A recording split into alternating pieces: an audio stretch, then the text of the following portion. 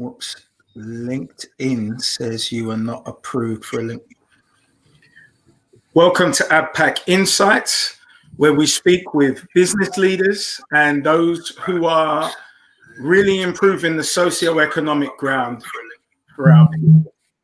Welcome to ADPAC Insights, where we speak with business leaders and those who are really improving the socio-economic ground for our people.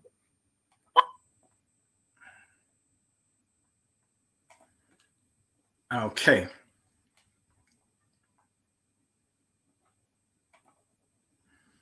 So I want to welcome our guests, Marvin Miller and Aisha Gardner from the We Want a Black Chambers campaign. So Marvin, introduce yourself, sir, and tell us a bit about your career background. Good afternoon. Yeah, I'll do exactly that. My name is Marvin Miller. Basically my career background has been very varied. I started out in law, crime, commercial, family law. But like many, I had a burning desire to do something else, and I went out and put my entrepreneurial skills to test and become a management consultant. Well, my main field is marketing consultancy, actually.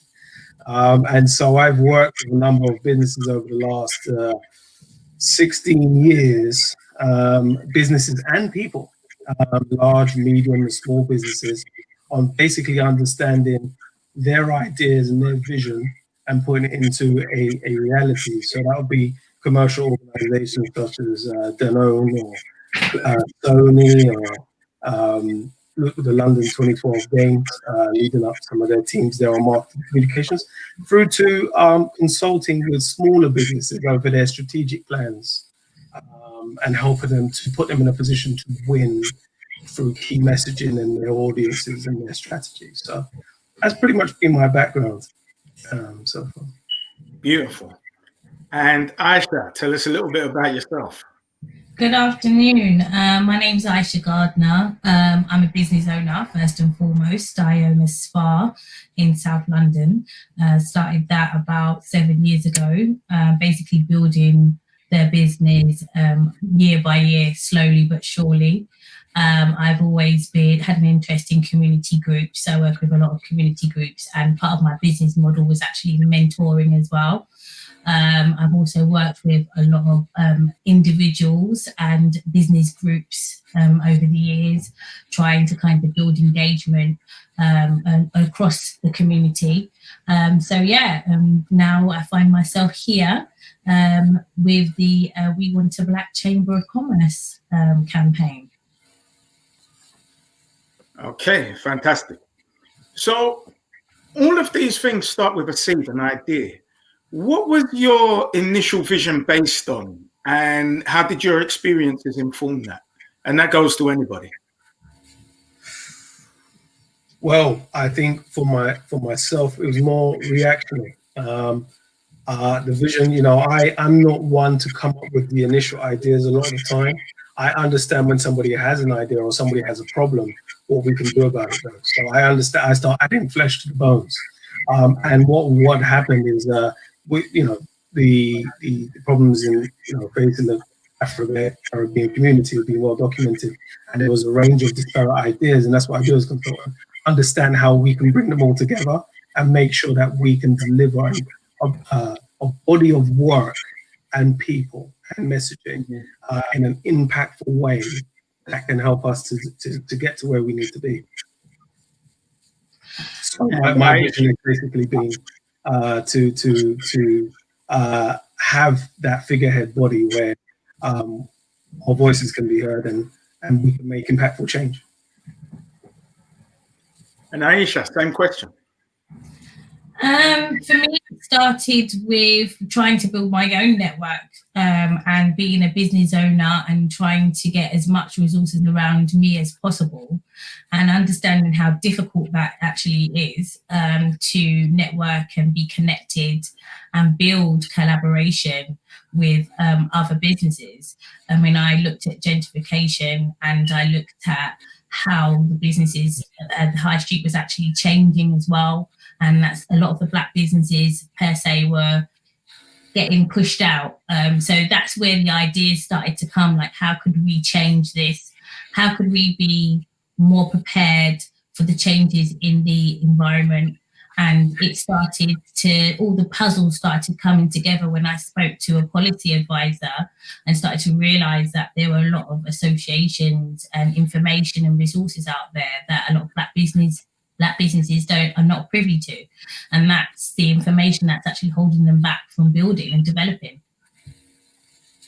Excellent. Now, you guys working with us on a regular basis understand just how many of us there are and how qualified we are. We are at the high echelons of every single industry. But there is a myth as lay people, one, that there aren't enough of us to get anything done in this country, and two, that we don't have the expertise. So I just want to read the stats from the 2011 poll on population by ethnicity. Now, remember, many of us didn't even take part in this because we just don't take part in census. I personally didn't fill out the census. I don't know about you two, show of hands. No. So we're not included on this census, and I'm sure there are a fair number of us, but irrespective, I'm going to read off the numbers.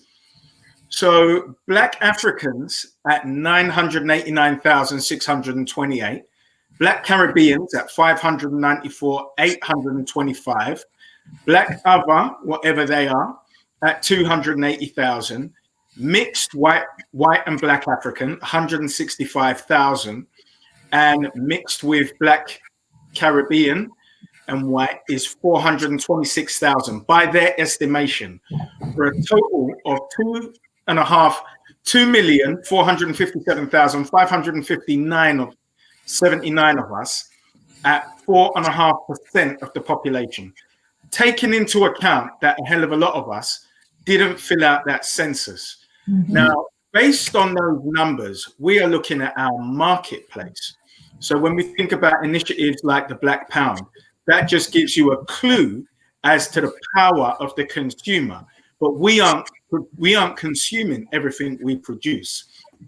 And there is still a difficulty in our businesses connecting with consumers and even with each other, and the vast amount of services that we provide. So that leads me into the first question, and I'll ask you first, Ayshia, just because you're sitting in your business premises now and have the experience of being on the high street and dealing with customers. So I'm sure these are many of the frustrations that you've experienced yourself. Why do we need a chamber, and what are the benefits to African Caribbean enterprise in the UK? Okay, so the benefits of a chamber is to pool resources, information, training and development, to connect the dots. You may have somebody over here who's developing a brand or a product, and then somebody on the other side who is in infrastructure and trading industry. So if you connect the dots, what you're getting is an ability for somebody like myself to grow and have growth at such a rate because they've now connected with somebody else.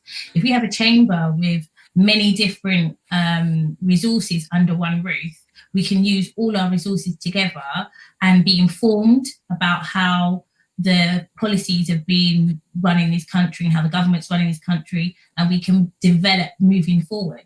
So the Chamber of Commerce is really actually quite important because it's about representation as well, networking, resources, and information.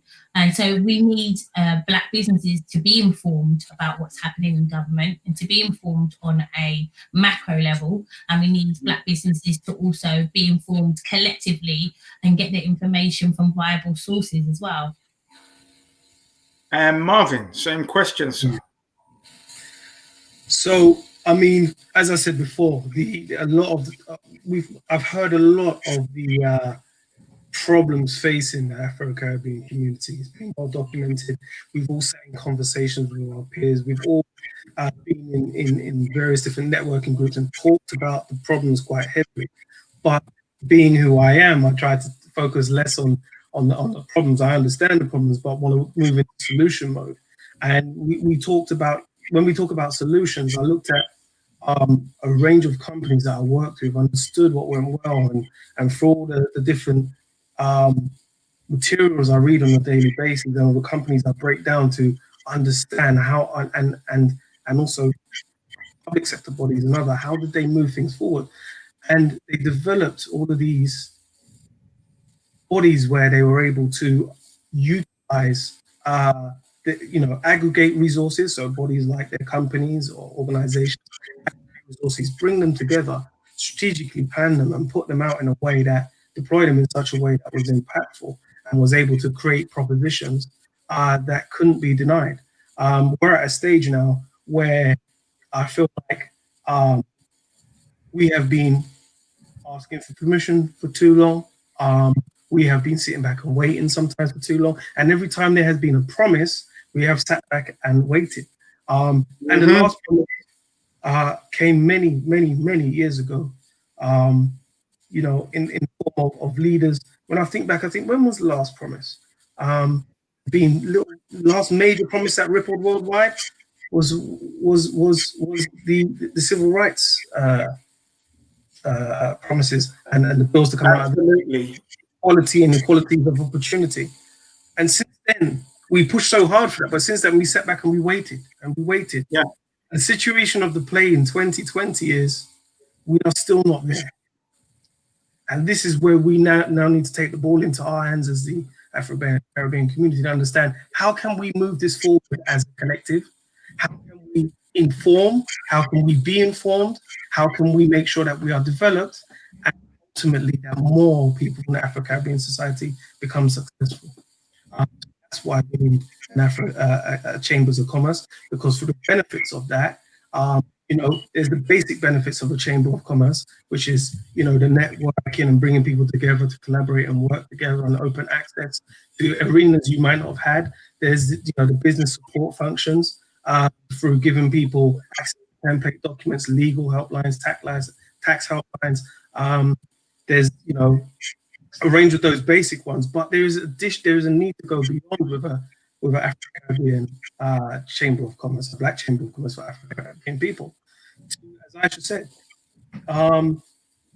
looking into a training program, a funded training program, or a subsidized training program that tackles some of the core issues that we need addressing, to work on a national and international supply chains, to make sure that we're collaborating with our international partners and finding new ones, and also ultimately chambers of commerce that exist abroad, and all have an opportunity to bring in that collective working, to research our issues and campaign about those through developing our own industry change makers who can apply pressure on certain industries to change and raise the profile of Afro-Caribbean people in those industries. And also, develop our own media channels to be able to promote our interests.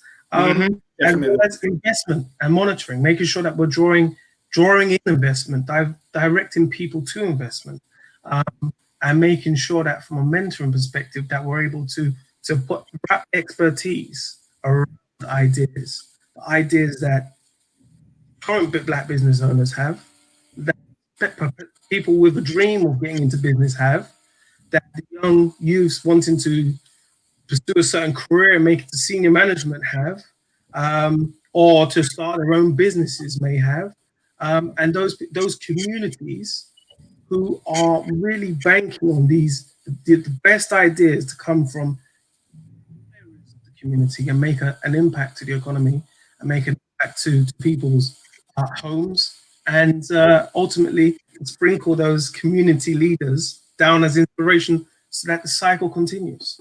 So that's why Black Chamber of Commerce that is serving Afro-Caribbean, the African and Caribbean community.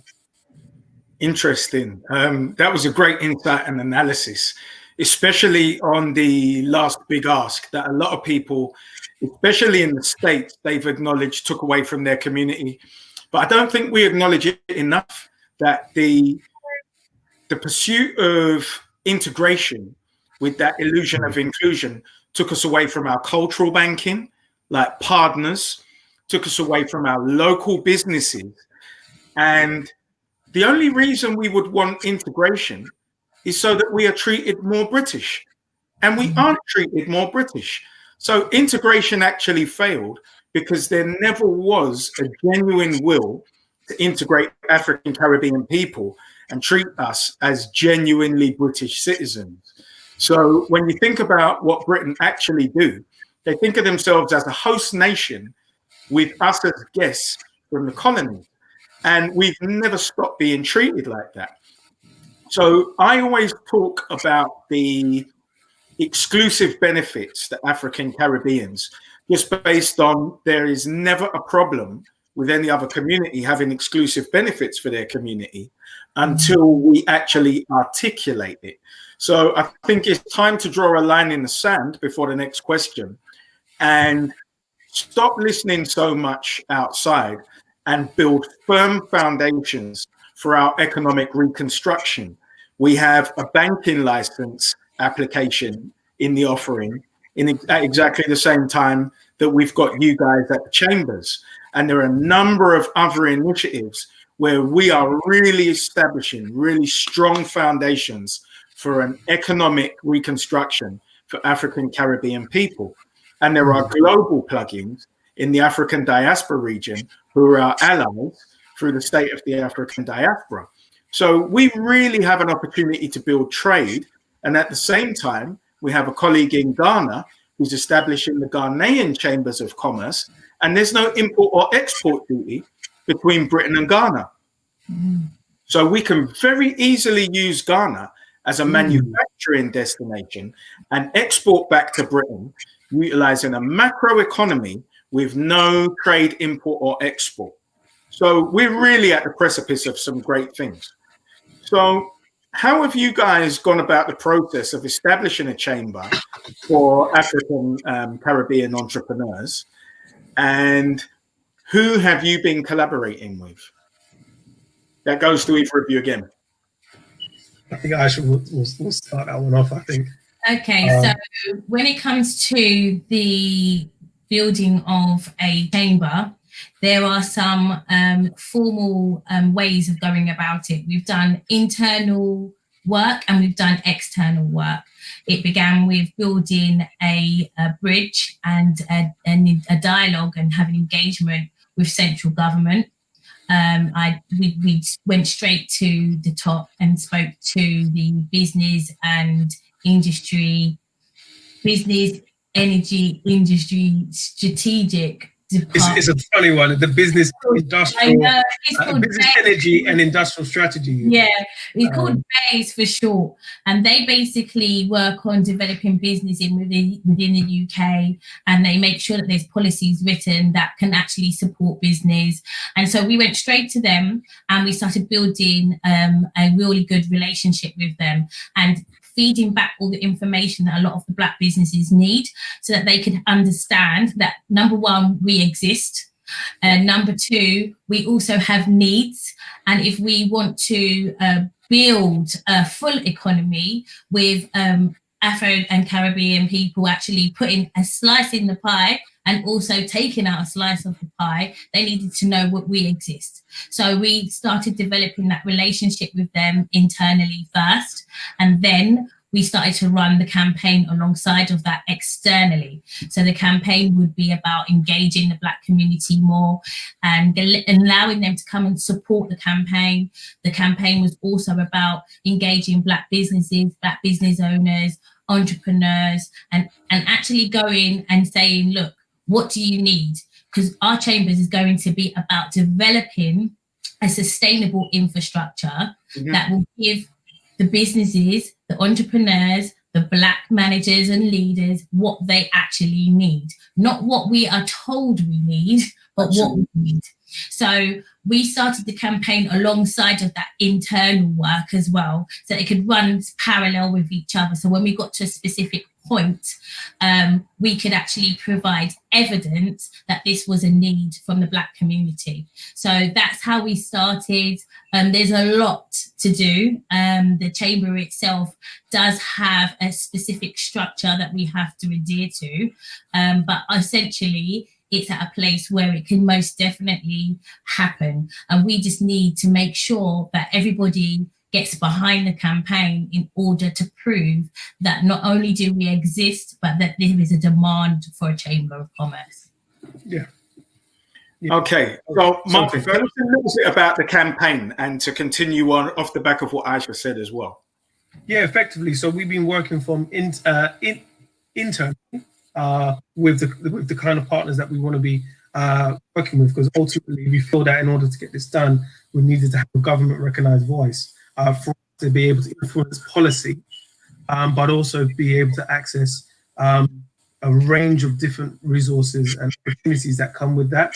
We've been working internally with them to the point where we were able to feed back all that information, what Aisha was saying, and actually that information goes into documents on the we have that channel now to go from what the problems are with facing the Afro-Caribbean business owners who and put it across in a way that becomes part of reports that are considered within the team, within government. Where this is done in another way is you can work externally, you can set up the chambers and then ask everybody to come and engage.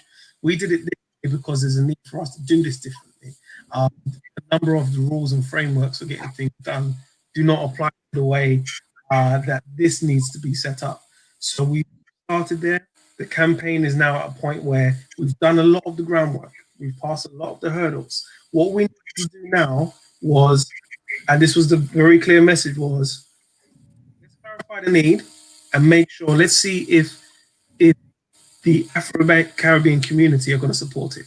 Bring it to us with the support of the Afro-Caribbean community, and we can make things happen. So we now, as a result of 4 weeks now, 3-4 weeks, we've created a website for people that allow people to come in and support. We've created social media platforms that allow people to come in and follow the pages, follow the content, share very easily, with the ultimate goal of people going back to the website and filling in those details. We've got partners sharing it via email, which has probably been a bigger side of this actually, all the partners sharing it via email. But all of the campaign is to say, right, we need a change to some of the existing rules and some of the existing constraints, because we need something additional to what the framework provides. The framework of the new usual chambers, come in, pay your fees, do the training and development, do the networking, we need this additional requirements we need. And so this is why the current campaign is qualifying all of those needs. And what all we're asking now is for the numbers. Everybody has always sat and said, this is the problem with our community, and this is what we need in business. This is struggling. This is the ceiling we have for me becoming a senior manager or owning my own business or even getting the job. We want you to gather around the campaign, because everything we're trying to deliver as part of the campaign, in conjunction with partners, will be to our benefit. And so let's move on to the second part of your question, Dean, which was about collaborations, right? And you mentioned about who we're collaborating. Well, we had a number of different, leading up to the last question is, a lot of people have their ideas and their ideals about what should be provided, how we should go about it, and the extent to which it should be done, right? And we're not saying to anybody there is one way of doing. What we're doing is aggregating all the great work that is out there, what ADPAC is doing, what our partners in the investment are doing, like Cornerstone or other, who are out there and they're delivering, they're putting their own community sourced money together and actually investing £1 million into black-owned businesses, or people in our skills and training development partners who already delivering training, already have great mentors on board, already have accelerator programs, and we're saying, why invent the wheel? Let's all come together, let's aggregate, let's organize, let's strategize, let's draw down all the resources that we need, and now everybody, let's enhance the delivery of everybody else's vision. Let's do it together. That's the core message of this campaign. We have an opportunity to do this the way it needs to be done. Can I just add to what Marvin was saying? You know, we want to be seen as facilitators. So we're bridging the gap between government and Black businesses, Black leaders, and therefore, if we help to build those businesses and help them to be sustainable, strong businesses, they can put that money back into our community groups, back into our community, and we have an ecosystem of a chain of events. So it's not just about spending the Black pound, it's also making the Black pound work for us in our community and in our businesses. So for us, we just want to appeal to people and let them understand that it's all about collaboration. So if we've got existing partners that are doing fantastic jobs, there's so many people who are working on platforms that are doing what the Chambers actually is about. So we want to be able to pull all those people together, and we're appealing for more because we know that there are more out there. We know that there's so many platforms that are already doing amazing things, and we just need to get them all under one roof with one voice. So when we are faced with, as a community, with something that we don't potentially like, or we object, or it will affect our businesses directly, we can lobby government, we can have our voice heard, we can potentially get policies changed, we can potentially get policies looked at, that it could actually be a bit more viable for us, and our businesses are more prepared for what's to come.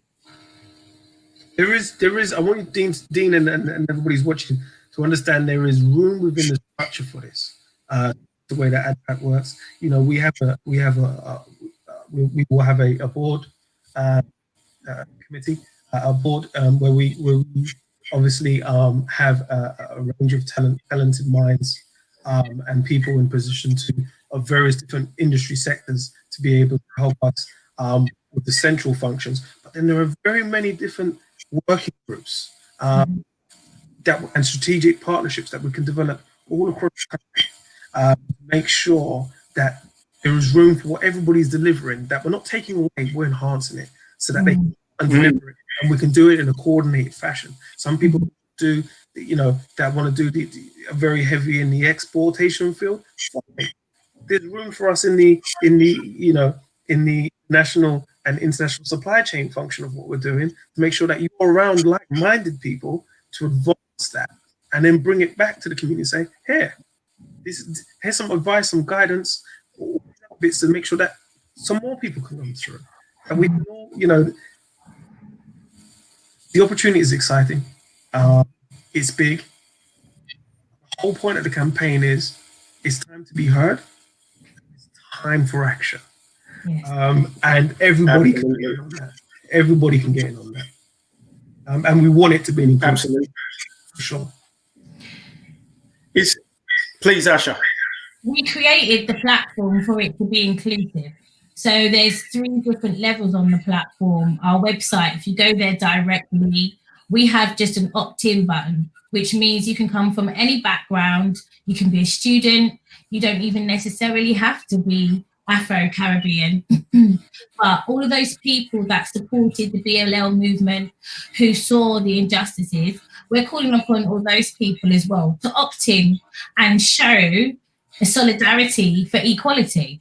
And we've got an opt-in button so we can look at numbers of how many people would actually support this from any background, okay? So we can be seen as being so inclusive. We want to work with different groups.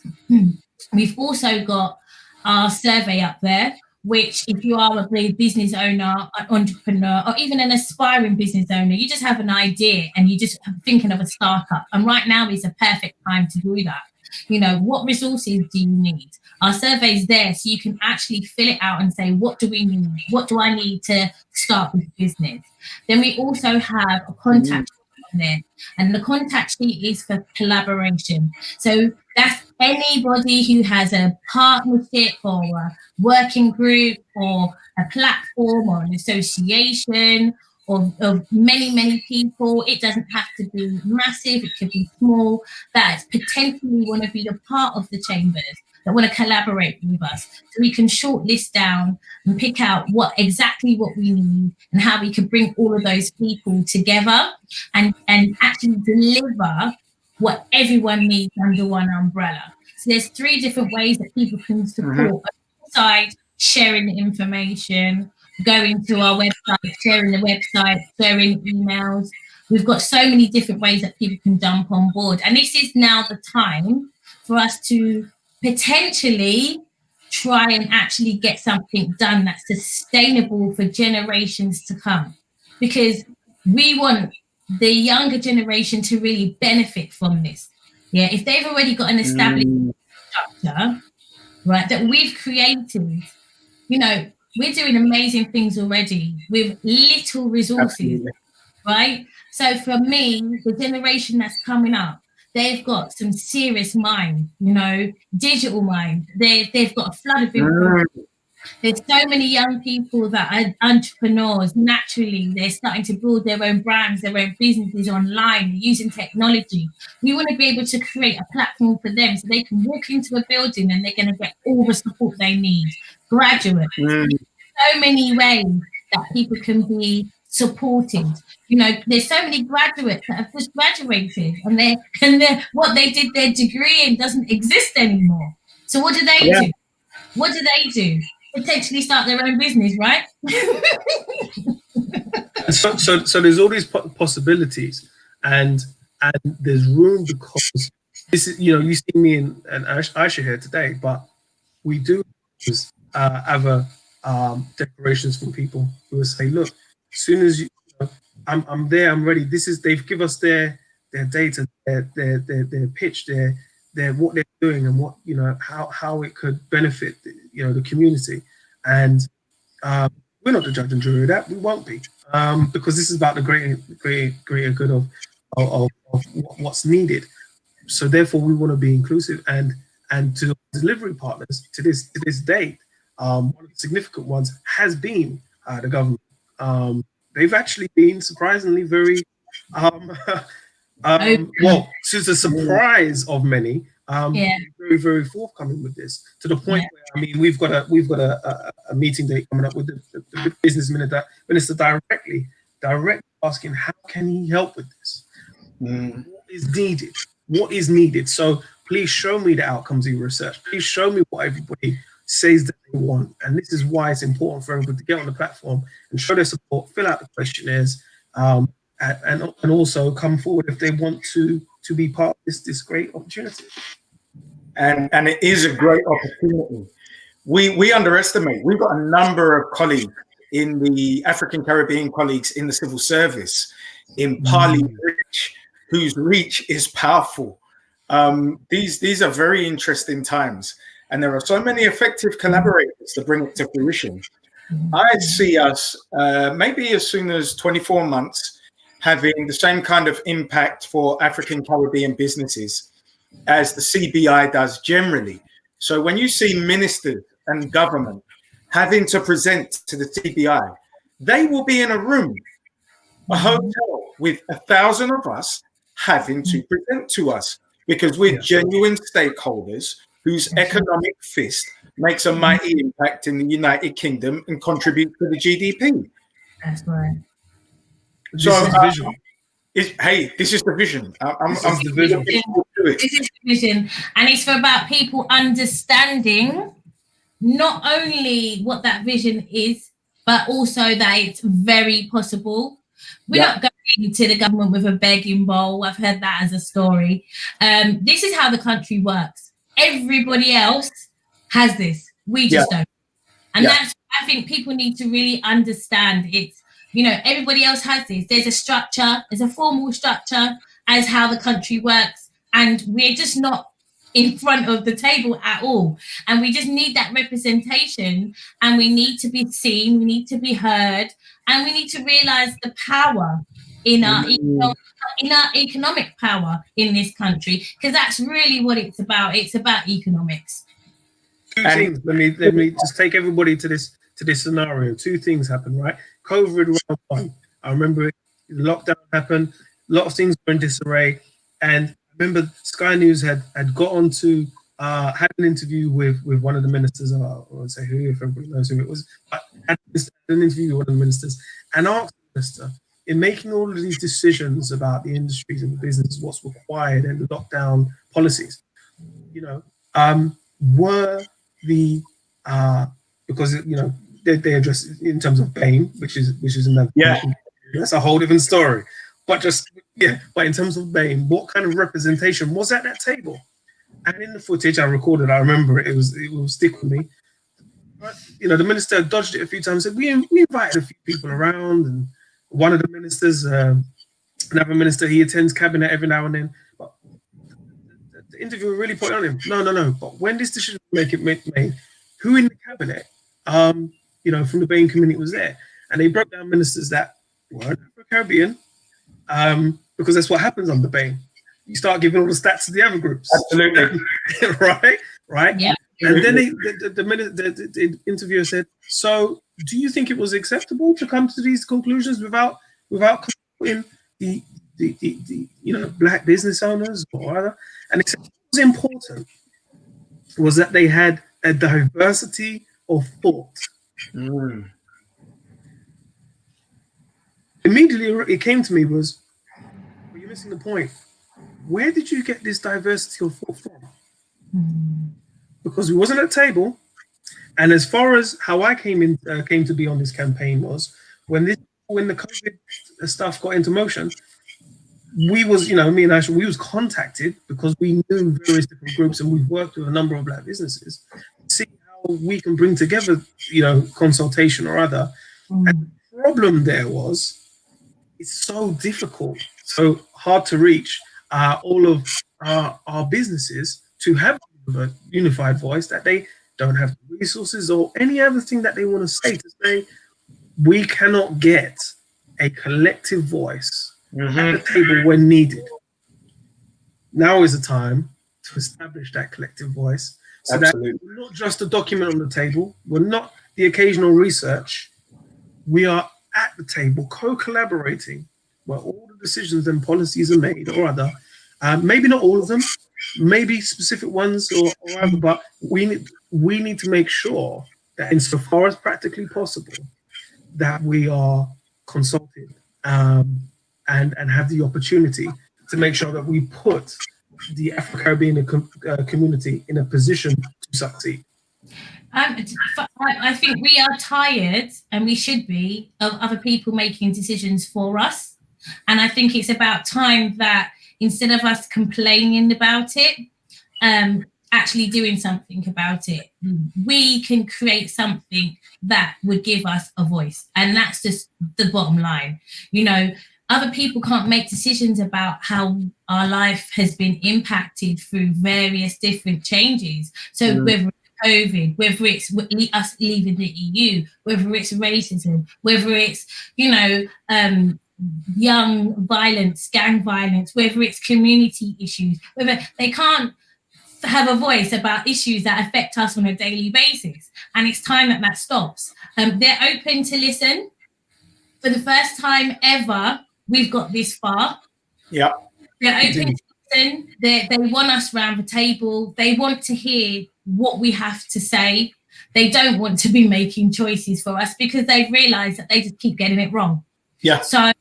And it's embarrassing. And so now is the time that we actually stand up, and, the petitions are fine, but we need an end byproduct that's sustainable.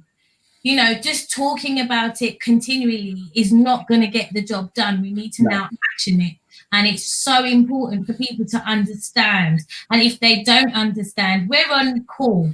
You can email us. We can explain it further. We can go into depth if you want more understanding about how important this chamber is and what impact it can make to your business or to your household. We're more than happy to explain further if you want to understand, but at the same time, we've had so many people that have already been looking at this idea or do understand the need. And it was about galvanizing everybody together and then being in the one position at the same time in order for it to happen. Absolutely. And I don't think we're going to get this chance again. No. And I think one of the reasons is there's an energy factor as well.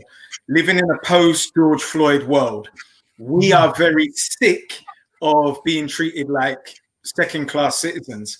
And there's a number of factors, Marvin, that you threw in there. I know there are particular things you guys may not want to speak on, dealing directly with the ministers. I have no problem with it. We have been a product of benign neglect. And the whole reason for BAME is that black doesn't actually mean anything. It's not a clearly identifiable group or a protected people. So that when you see the Asian ministers that were put forward and they said black, and he says, yes, we've got this minister, we've got Priti Patel, and they had to say again, no, black. Because what they do understand that a lot of us aren't aware of is that those guys can be politically black. Now, what they do is they conflate our numbers in population specifically to ignore African Caribbeans. But we're hit to the game. Yeah. There is a huge campaign to make the B A for African diaspora, because we're aware that we need to make our people a protected group. And you guys, and I have to clap for you now, you've been championing it economically, because what we don't have as a community is an economic base standing on strong foundations. We continually look to everybody else and are supported by everybody else when they feel like it, which is absolutely correct from their perspective. For us, it leaves us very wanting. And the reason this hasn't happened before is because we usually get individuals with ideas, and then it's very easy to pick them off as an individual. One, you're going to wear down the energy, which is why I mentioned that in the first instance. And two, you can tell them someone else is doing it. But when you come as the guys, as a cabal of very informed people, knowing how small our community is, irrespective of whether there's 2 million of us in London and 3 million in the UK, nobody can pull the wool over your eyes.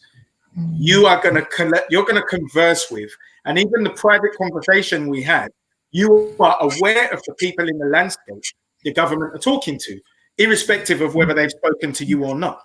So it is a very, very, very small landscape. And I think just like small, the Wizard of Oz, small but significant. Very small but highly significant. So when I say small, let me not conflate it with numbers. No, I'm talking about influential players. That space is a very small space.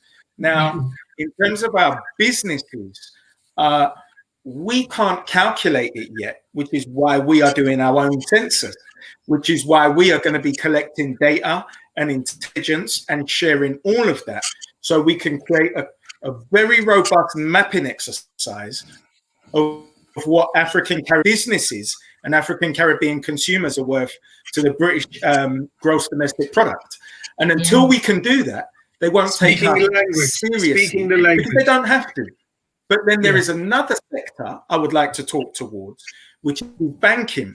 Now, traditionally, why we haven't had access to the finance is because we haven't represented a strong solidarity amongst our businesses, which requires the chambers of commerce. But then we're in a position to go to the banks to start a specific African Caribbean banking sector, just like there is a specific Asian banking sector for the business banking. Now they have you hit the nail on the head there, Dean. Sorry, I just interject. You hit the nail on it, because what the power of this is going to do is going to allow us to enter in collective bargaining positions. Okay. Yeah. So a lot of people talk about it with other ethnic groups that they've got certain collective bargaining positions. We don't have them because we don't have the collective to make the bargaining happen. We don't have it from a recognized body standpoint. The minute we do that, we already change, and we talked about the supply chain, the national and international supply chain.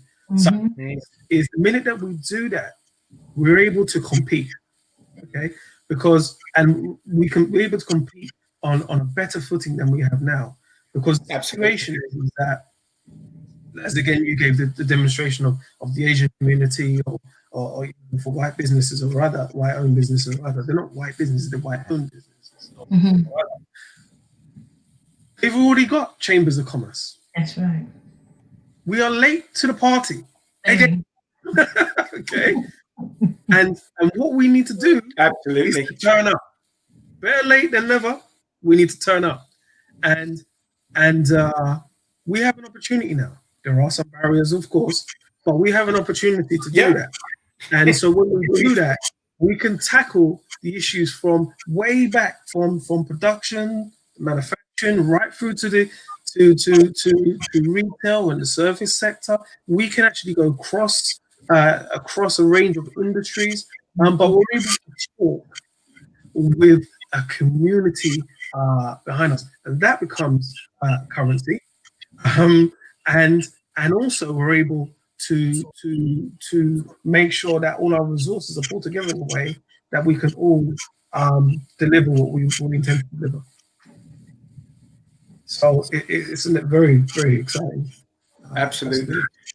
And yeah, I know people have the issues with BAME. It's a very, very strong contention for us as well, to a certain extent. Yeah. That has historically been the case, that people are able to shield the impact of real change on the B end of that BAME, okay, or the A for African diaspora or other. We need to make sure that the system that is set up is transparent. Is that it has a basis of equality and equality opportunity. It has inclusiveness, and it has the ability to have the independence to do what needs to be done over and above what needs to be done for. It's not good enough to model, well, this is what somebody else got, this is what somebody else got. They don't have the same challenges as the B on that BAME or affecting any other group. We understand as a collective what needs to be done, and we need to do that together. We need to be able to go over that. The thing is, I've been speaking to, because I speak to businesses across the board, but I've also spoken to quite a few Asian businesses as well. And what's quite interesting is they don't want the BAME either, because it's already done what it needed to do at the time, which is because they have the Asian Chamber of Commerce already. You see, any time that BAME were affected by anything, they would get the resources. So because we didn't have any representation, we kind of fell through the cracks. And because it's already done what it needed to do in terms of build their infrastructure, they don't no longer want to be seen as that group that's a minority that's struggling. So they don't want it. So it's quite interesting that, you know, again, this is what happens when other groups of the community are making decisions for us instead of with us. So for me, that's what needs to change. Well, I think you hit the nail on the head, Aisha. The whole point of structural racism is to create an othering, and BAME is all about creating an othering, not quite normal, not quite British. So then you have white people, and then you have them, BAME. The whole point is to create an othering, because we are all competing for finite resources. Racism is all about competition, and racism is a team sport. So when we say racism is a social construct. It's interesting what you're saying, Dean, because even white business owners that I've spoken to are surprised that we don't have a black chamber of commerce. They must be amazed. They're like, they don't understand. The reaction is amazement. They're like, what? Where? Not what? Not one. What? Where? Here? What in the? But importantly, for any listener anybody who's jumped in and didn't see why it was important, is essentially every business community is operating within an environment, a business community environment. Okay, before you decide to get in business, the dynamics of that environment are in play. Okay, and these structures, British Chamber of Commerce, Federation of Small Business, Industry of Directors, they're all strategic groups that are putting these parties in a position to potentially win before they start. Absolutely.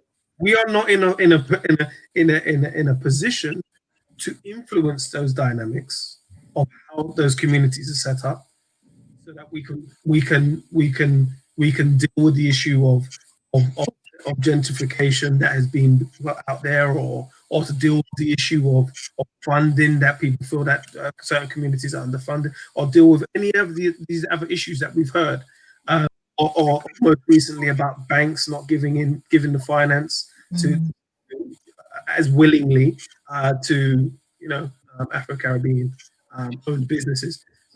So we need to go a step back and say there's a gap here. We need to be able to fill it with an organization that's able to influence those dynamics, so that by the time you're ready to start something, by the time you're ready to you want to aspire to do something, that you're in a good position from the outset. Absolutely. And you know, in the bigger conversation of structural racism, it's great that we're actually observing our ethnicity now, where there is no competition. Ethnicities are comparable in that we celebrate each other's differences, whereas race was created to compete, where IC1 is at the top and we are IC3. So it's very hard for us to compete with any parity. But now we're in a position where we're actually creating that parity. And it's very important that all of our viewers understand just how important it is to sign up with your details to this campaign, so that collectively we can contribute to the business case to create a chambers. And it's very interesting that you mentioned the economics, because the campaign that we want for 10,000 people's details is also for our own bank. So our brother Samuel Gann is the chairman of Platinum Peak Bank, and that is a license that we're seeing through. And this is a gentleman that previously raised 23 million as a young man to create a challenger bank. So we're not talking about novices. We are exceptional, and we're in exceptional times. And I see Marvin's got his pen like me, but we are running all details. And similarly, everybody, you'll find the links to the website and also the Instagram in the article on the Black Chambers, which we'll be sharing widely. I really want to focus on what challenges and hurdles you're facing right now, and how the listeners can actually help, because it is imperative that we get over these challenges and hurdles, because those challenges and hurdles you face are what we collectively face that stand in the way of us and institutional racism. We break that by creating our own institutions that exclusively represent our interests. And although we'll have allies within, as we always will within everything we do, we must make sure that we are the central beneficiaries of the institutions that we're creating. So if you can speak a little bit towards the hurdles and who can enable you and how. Should I answer that, Marvin? If you go first, I'll fill the gaps. You will. Okay, so some of the hurdles or the barriers that we have, firstly, we need the support of any other chamber that's out there to support our campaign and be willing to collaborate with us as well. Because again, it's not a competition of competing with each other. It's about collaboration and filling in gaps. We want something that's national, so not just London-based, but also nationally based as well, so that Black business owners, Black entrepreneurs across the whole of the UK can also have a voice and access to all of our resources. That's one of the barriers. The other barrier is also collaboration. We've had an amazing and overwhelming amount of people who want to collaborate with us. But at the same time, we have had some barriers in terms of we're dealing with a group of people, if you like, in our community that are feeling quite disenfranchised, don't trust government, or potentially are looking at being quite protective over their brand or over their members. But we want to stress that we are not competing for your members or competing for your brand or your platforms. We're acting as a facilitator to get all of those platforms in one place so that can further collaborate with each other through business to business, or through utilizing resources and putting added training and resources in the chamber. That is a barrier because some people are quite untrusting. So we want to knock that narrative out of the park. And we don't, for me personally, in my own business, I will say my experience of people supporting my business has been second to none from the beginning. I'm going to put that narrative way out of the park. I cannot say that people have not supported my business, from the customer to the staff that I've had, to the girls that I've mentored, to my family that have supported me, to people that I've met along the way through networking events, through other established business owners that are seasoned. I've had a massive amount of support running my business. So for me, I don't believe that narrative. I believe we can and we will work together. I believe that if people will have their reservations, and that's fine, you can just send us an email and I will knock those reservations out of the park. For me, that is a barrier, but I think it's a barrier that we can overcome now more than ever. Because if we can walk the streets and protest for the BLM movement, that shows solidarity, and that shows that there are many, many thousands of us across this country that can and will believe in something and do want change. And I think we can change the narrative with just this alone. So for me, that is a barrier, but I think that is not a barrier that we can allow to exist, and that I don't believe it will exist in the next few months leading to the end of our campaign, if I'll be honest. Have I got any more barriers, Marvin? Yeah, I think what you alluded to was the barriers in setting up a chamber. Okay, there is actually setting up a chamber. And one of the barriers there is around, so a chamber should serve a geographical region.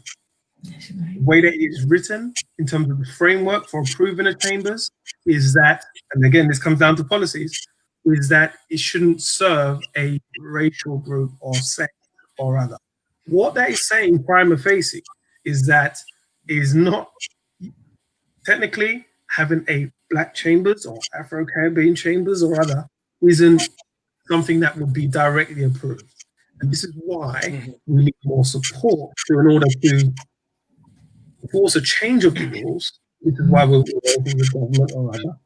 Enforce a change of the rules, because that's not the direct route. Now, precedent for this is that Asian Chamber exists, the Asian Business Association exists. And so we want to make sure that Blacks or Afro-Caribbean chamber exists. And so the reason why we interchange today between the words Black and Afro-Caribbean, race and ethnicity, is because, albeit that the way that these structures are set up is for baying and referring to Black, in what we are doing is trying to make sure that the institution is serving African Caribbeans. And so the very intentional purpose of that is to say, okay, we speak the language of the landscape to understand how it's very clear and how it fits in, but just to make sure that it benefits, it serves, because the chamber must serve its community, its members, and our members will be from Afro-Caribbean descent. But having said that, we are also making a contribution and to the wider community and the economy as a whole. And so there is every reason why someone who's not African Caribbean should support this, because of the fact it's going to be creating jobs, it's going to be bringing solutions to problems that other businesses might not have, it's contributing to a range of diversity, diverse ideas to enrich our societies. And that way it's drawing communities together. So what the challenges are from a setup point of a chamber. The other challenges is around the trust of who to trust. We've seen many different bodies come up and say, many different associations, this is one. Understand this. Where we are at as a chamber right now, as a chamber proposal, well, no, this uncharted territory. We haven't got this far before. Mm-hmm. And so, because of this window, and because we are here now, that's why we now need everybody to make sure that they're looking at this with a clean slate and saying, let's see how we can all collaborate. That's the challenge, collaboration, as Aisha alluded to, is just making sure that we have a spirit of each one teach one, each one feed one. Absolutely. And go together. So yeah, as long as we can get past that, it puts us as campaigners in a position to go into our meetings with the minister, go into our meetings with eventual meetings with chambers and discussions with chambers and the chambers, and understand how this fits within the existing landscape. Yes, it might be different. It needs to be different in its own right, but it will still deliver on everybody's objective. Can I say that it's time to change generational thinking now? Like, it's really time to change generational thinking. You know, it's time that we just start thinking in the now and in the future. It doesn't mean that we're not going to discount what our ancestors have been through in order for us to get to this point, but we have to leave a legacy, you know, for the Windrush generation who came here and didn't even think about, some of which, a very small proportion, just thought about building businesses or owning their own home. So generally speaking, we are doing exceptionally well, considering we're all fragmented all over the place. Everybody's in their own lane. Everybody's building, but we're working double, if not triple harder, based on the fact that we're not using our resources and our network around us. And that's why we're having to work so hard, right? It's time for that to stop. You know, if you look around, you'll see that other parts of the community, they do work as a force. We have to change the generational thinking now, and we have an opportunity to do that. No more delay, no more denial, no more doubt. Excuses. Let's get to work. Absolutely. And let's get to work in a strategic way. Let's mobilize, let's organize, let's strategize, let's energize. Yes, I concur. You have colleagues that you may or may not even be aware of. And you know, on the political front, we've got two political parties now, in the Taking the Initiative Party and the We Matter Party. So I know that Charles Gordon, as an entrepreneur, and Desmond Jeddo in Birmingham will take a strong and active role in lobbying ministers, because we can also, as 3 million people, when it comes to local elections, now the national election has gone, vote elsewhere. We have options. So as we are speaking with our own councillors in their own parties, in Taking the Initiative Party and the We Matter Party, we're in a very powerful position. Leverage isn't about voting for the less of two evils. It's about voting within your interests. It's about belonging to organizations and institutions within your interests. And it's about creating an economic base that feeds your community specifically, and that all contributes to the GDP. However, we must establish our own specific economic base, and that is part of our reconstruction. So even the Chambers of Commerce being delivered for African Caribbeans is part of the British Empire's reparations to us. It's a very tiny fraction. It's also part of us creating our own repair within our reparations. It isn't only about the money that is delivered.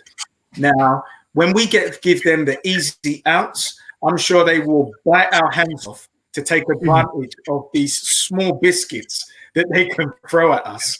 And when we bring the leverage of our own political personnel into the table, I think they'll understand that we are very firmly for 2021 creating our own table. It isn't just in the States that you see people like Tyler Perry. There are those here who've just been crafting, toiling quietly in the dark, all the way from educational curriculums through economics. And now when you see that you can collaborate with initiatives that have been highly successful, like Black Pound Day, we are ready for a bright 2021. I personally can't. We need to give more claps. You clapped us in earlier on. At the end of the day, I think, you know, we don't take away from what anybody's doing. Like I said, everybody's going to come to the table on how they're doing, you know, how they're tackling the same agenda. And we love the fact that, you know, much passion with ADPAC and the fact that you guys have done your work and the systems you set up and all the rest of it to make sure that it's a fully rounded machine. Likewise, before we even met, we decided exactly to embark on how we had a fully rounded machine. There's parts of this that we're gonna have a direct meeting of minds on this. This part of this, and this is part of the barriers, by the way. There's parts of this you may not agree with your fellow neighbor on. Say, no, on that part, I think it needs to be done like needs to be done. But what we're saying is, we're both right. We're all right to our perspective. Absolutely. What's important is that we still organize. We still get behind the vehicles that are delivering. Absolutely. It's a hard road doing what we're doing, what you're doing. It's a hard road. It's a lonely road. Later on, you know, people always want to jump on the train that's moving, right? But it will never leave the station until some more passengers turn up. Absolutely. So to head to the stations. You don't have to buy a ticket. We're not asking you for money right now. And if we was asking you for money, it would definitely not be the rate that is seen in other places. But you will also know that whatever you are investing, us ADPAC or whatever, it's going towards solving the very same well-documented challenges that has been discussed for too long. Yeah. Too long. And now it's time to do something about it. Interesting. So the one thing I'll say based on this perception of competition is that Marvin and Aisha aren't in anybody's way in terms of their interests. The ADPAC view is that we see everybody as a delivery partner, that there isn't any competition amongst African diaspora people. We merely complement each other in a slightly different way. We cover a slightly different angle. And to be fair, if we're a 3 million population, there is no individual organization that can do all of the work. So collaboration is key. Nobody is in anybody's way. Nobody is stopping anybody from accomplishing anything with their work. And it is completely complementary. We must get over that competitive mind state, which again is due to our indoctrination and thinking that there can only be one. Even in the England football team, they're beyond the one that used to be there. It's not just the Mill Heskey anymore, playing international game and being the most fouled man in the match, but we can play as a team and we must play as a Premier team. So one of the shouts that I'll make, I would love to call some of our Premier League players to come towards this team that Marvin and Aisha have headed up and just collaborate, because there's a number of work. So I will call on the Black Solicitors Association to come and enable the program legally. I would call on Black accountants to come and enable the program. And then businesses just to consult. But everybody who has influence and sway to get this beast off the ground, because we must in 2021 have an African Caribbean Bank, African Caribbean Chambers of Commerce, our educational curriculum, and start to purchase commercial freeholds as outlets that create cohesion within our community. And when you see delivery partners as powerful as these two, do not burn bridges. Do not see them as competition. They are allies, they're ambitious. And I will say for the past 4 years, it is a very lonely journey, it's very hard wearing, and you don't get paid for the privilege until it's paid for it. So I know that Marvin and I. By the way, we don't get paid. They don't. In fact, I want to make a point on you guys' behalf. They are spending their own money. I've done more given talks and spent my own money for travel. I've run all over Londinium, and I've been spending my own money. You're whining and dining people, and you're spending your own money, and you're also taking time away from your family and loved ones. So I don't want anybody to underestimate that. The minute we finish this, I've got a team of 22 to get back to who will be relying on me for some direction. It's like that when you're doing these kind of things. There is an element of sacrifice. The sacrifice isn't always easy. Is it necessary? That's a whole different question. So we are asking people at the moment to sacrifice a few minutes. If you're signing up, it's less than 2 minutes. If you're doing a survey, it's less than 8 minutes. That's what we're asking for right now. For put us in a position to get to the next level. What ADPAC will ask you for, they will ask you for. Well, eventually, I'm not going to steal his fund, but I've looked into what you're doing, and actually, I thought, hang on a second, this needs to be more widespread. For sure, it needs to be more widespread. Because there's going to be people who can relate to it and make sure that all views are heard and that all dreams are realized or have the chance of being realized. And so, yeah, we are here now. Let's do something with the opportunity. Closing thoughts, Ayshia.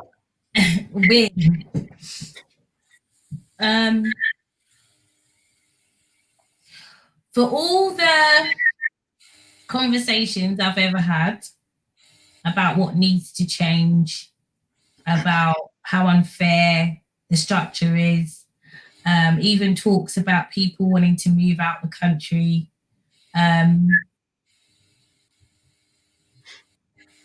8 minutes isn't actually much of a sacrifice to try and change something that has potentially hindered us for nearly 500 years. The fallout of everything we've experienced is here and now. This is why we're struggling, whether it's mentally, physically, financially, spiritually, we're struggling because of the fallout. So for me personally, it is hard because we are running our own businesses at the same time. Yeah. My business hasn't even been open since months of this year. So I've got to recover those costs through COVID. I've got to still give the team morale. And yes, we do have our own individual lives but for me, it's not much of a sacrifice if it's going to change the narrative of what this country will look like for the likes of my son in the next 10 to 20 or 30 years. And it is that much of a change to have representation and to be able to create the ecosystem and the structure globally, internationally, and nationally is that much of a change. We could decide to move out of the country tomorrow, but what about the generations of young people that all they know is England? Absolutely. What are we leaving there? What are we leaving for them as a legacy? So, for me, I think we're the generation that's going to do this. But we also need everybody from all generations to come together and understand the need for this now. 8 minutes, that could potentially change generations. That's all we're asking for. So yes, go to our website, fill out our survey, opt in, contact us, and we will connect and let's try and make this happen. Very powerful. I want to thank you guys. Everybody who is listening, please go to the links in the website, contact them. Businesses, fill out the survey. It's imperative and very important that you fill out the survey. This is a service that we've never had. And you know how many late nights we have by ourselves as business owners and just how few people we can turn to. We don't have the continued professional development. We don't have the access to finance. So what ADPAC is asking is for you to fill out our contact form. We want 10,000 of you so that we can take your details to government to open a chambers of commerce specifically for us. It's time is long overdue. Contact Aisha and Marvin at wewantoblackchambersofcommerce.org and at the We Want a Black Chamber UK on Instagram. So it's very simple. It's not a big ask, and it's a great benefit that we're going to get from this. I want to thank you for watching. Please subscribe to ADPAC Insights, donate to ADPAC, and we look forward to seeing you guys when we launch at the end of December.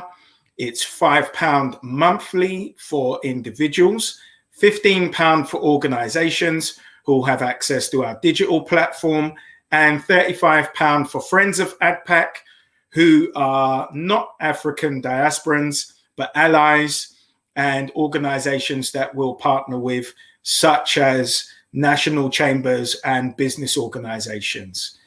You can contact us at adpac.net or follow us on Instagram at ADPAC UK. Thank you. This was ADPAC Insights.